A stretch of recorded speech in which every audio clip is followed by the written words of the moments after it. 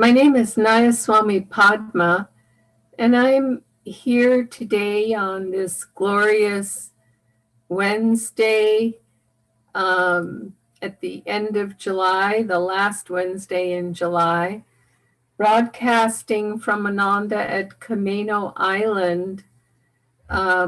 We are taking turns weekdays to offer you at 12 o'clock a little taste of wisdom from Parmhansa Yogananda and some brief thoughts about it. And today I wanted to share this quotation. The devotee who makes the supreme effort is the one who finds God, not the one who keeps seeking excuses, saying, "Let me find a quiet place."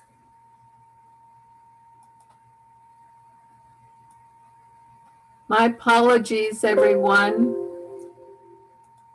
I think I had my sound turned off, so I'll reread this quote from Yogananda's teachings for today. The devotee who makes the supreme effort is the one who finds God, not the one who keeps seeking excuses, saying, "Let me find a quiet place, then I'll meditate." Procrastinators will never reach God. But if you tell yourself, "Right now I will go deep in meditation," you can be there in an instant. When a person is really sleepy, can't he fall asleep anywhere? So it is with the person who loves God. He can meditate even in a train station or in a marketplace. I love that. He leaves us absolutely no wiggle room for giving our full attention to God and doing our practices. I can still recall when we were raising our two young children at Ananda village, and my husband and I used to take turns going to Kriyananda's classes and Sunday service. He was doing most of them in those days. And we would take turns to stay home with the children and the other one go to the program. Well, I remember after one of those occasions, it had been my turn to stay home with the children.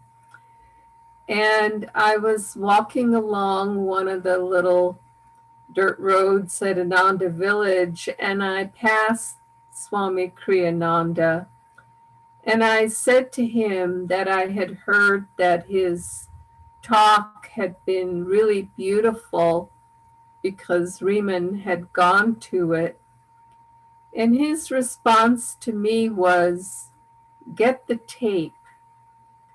Meaning, I don't need your compliments about the talk. You need to take the time to listen to it, not just, pass it off by saying it was a beautiful talk you heard about, but actually absorbing it and listening to it myself. And I remember on another occasion, I was struggling with my kriyas while I was nursing our first child, our son Kashi. And I didn't get to actually speak with Swami Kriyananda very much in those days. We were in different worlds. I was a nursing mom mostly at home.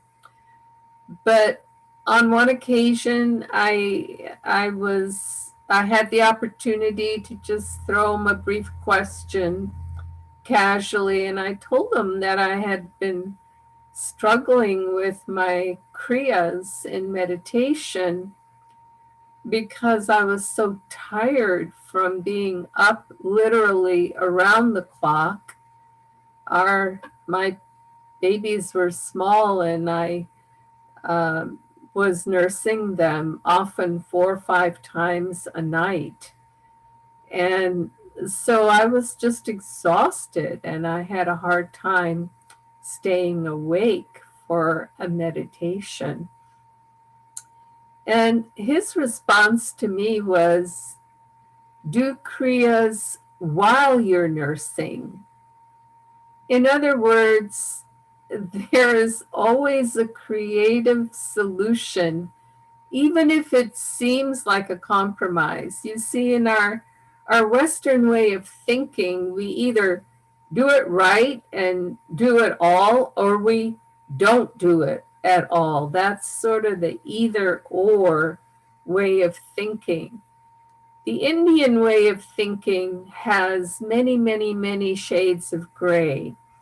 And so if one thing doesn't work, then you adjust it a little bit and do another thing. And maybe it isn't perfect according to the lesson, but at least you're doing something.